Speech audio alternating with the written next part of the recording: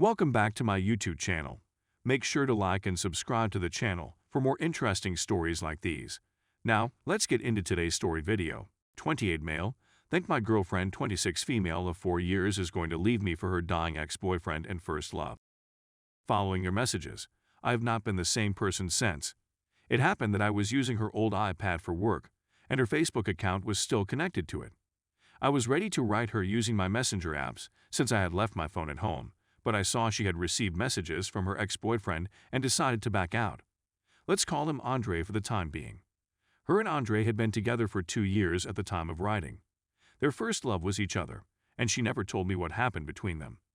While on a family trip in California with my parents, I happened to run see her a year and a half after they separated. I didn't know much about him other than the fact that they were in a relationship throughout high school and college. When I first met her, we hit it off straight away. She showed me around Los Angeles and didn't seem to mind that I was residing in Australia. In order to move her to another country, we had to be in a long-distance relationship for a year until I had saved up enough money. Aside from that, it took me months to find a job in Los Angeles that would allow me to be financially secure when I first came to the city. We're still going strong 3 years after we first started. As a result, I reasoned. When I clicked on their chat, I saw the kiss and love emoticons right away and was intrigued. It was at that point that I realized what was going on. I won't go into details, but one message stood out to me. She said that she would be leaving me for a few months to care for him. In the early stages of cancer, he feels he will die. He has cancer and believes he will die. In one of his messages to her, he inquired as to whether she would be interested in paying him a visit at his residence, and I'm very certain she did, since they both remarked how much fun they had together and how good it was to meet up with one another again. My discovery of the truth took place a week ago this week. She had no clue that I was aware of this, or that I took her old iPad out of its box and read their messages for 2 days without her knowledge. She has absolutely no idea what she is talking about. Despite the fact that she feels everything is okay between us, I went to uncontrollably for a long time and do bodily harm to myself. I don't have any friends in Los Angeles. They've all gone home and are content with their own lives. I don't want to talk about it with anybody, since it makes me feel sick to my stomach just thinking about it. When it comes down to it, I believe she never really cared for me, and I'm still trying to accept this. I'm at a loss on what to do in this situation. After writing my resignation letter for work, I notified my parents that I would be going home in the following several weeks, if not sooner. When I was very enraged, I performed both of these things. I just need guidance on how to continue. I don't want to talk about it with her since it's embarrassing. I can't even look her in the eyes since I'm in such a state of shock. Advice on what to do and how to deal with the issue would be much appreciated. Now that she's at work, I'm considering leaving while she's there. Update 1. I ultimately informed my girlfriend about the situation, and she is now my ex-girlfriend. Lots of things happened in a short period of time, many of which I had not imagined happening at all. As soon as she walked through the door of our apartment, I could tell she was going to cry. It hurt to see her in such a vulnerable state, since I didn't want to put her in that position. The fact that none of this was my fault was something I had to remind myself of all the time. When we finally sat down, there were many tears. In my mind, I anticipated to be angry and enraged, and to be shouting at her the whole time, but instead I was pleasantly surprised. I told her that I had seen the messages and explained how I had ended up going through their whole conversation with the text in hand.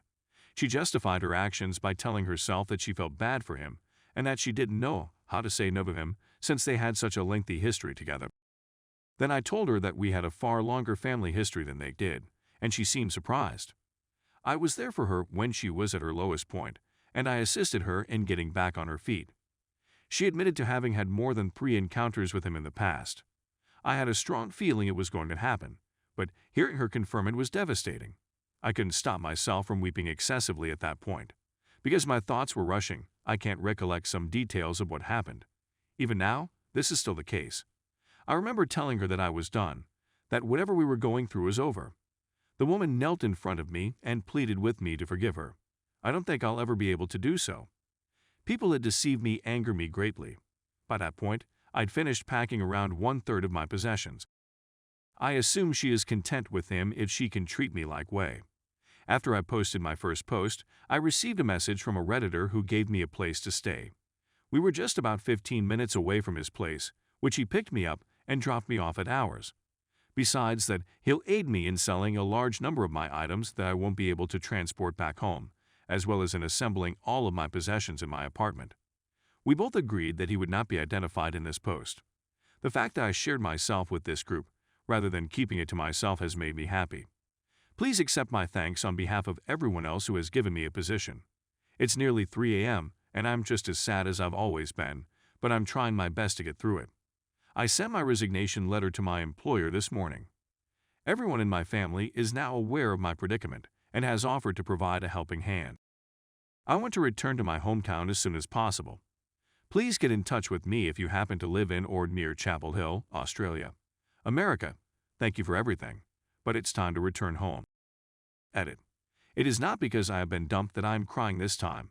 Rather, it is because I have realized that there is a whole world out there that is really concerned about my well-being. I can't believe I ever contemplated self-harm as a means of escaping the misery I was experiencing. I am astounded and delighted to be a part of this community. In fact, Anthony and his wife, who happened to be the Redditor that helped me, have declared this to be the best thing that has ever happened to them. I may have lost a girlfriend and potential marriage, but I gained a swarm of new acquaintances, some of whom will become lifelong companions. I'm feeling better overall, save from one little inconvenience. It's still strange that she's no longer there, but what can a man do? She came to a choice, and I came to a decision. The next morning, I awakened to messages from her family begging me not to rush things and that she's naive and makes mistakes just like the rest of us. Although it's a pity that I won't be able to see her family for a lengthy period of time, they were very lovely people. I thanked them and said that although I believe in second chances and acknowledged that everyone makes mistakes, cheating is a choice made by jerks and is never a mistake in my opinion. At roughly 5 a.m., I received an email from X. The email was much too long, and my eyes were aching from crying, so I deleted it soon after receiving it. I adore her, but I adore her much more. I'm well aware that it will take a long time for me to recover, but I guess I'll just have to wait. Final update. I wasn't able to sell everything in a short amount of time, but I was able to distribute it to others who were in desperate need of it. That in and of itself made me feel a whole lot better about my current circumstances. The number of goods I couldn't afford to bring back home was, including the television I bought for my ex, which she really enjoyed, the microwave, and my PlayStation 4. I'm now in Australia, and although things aren't going quite as planned, the situation I'm in is manageable for the time being.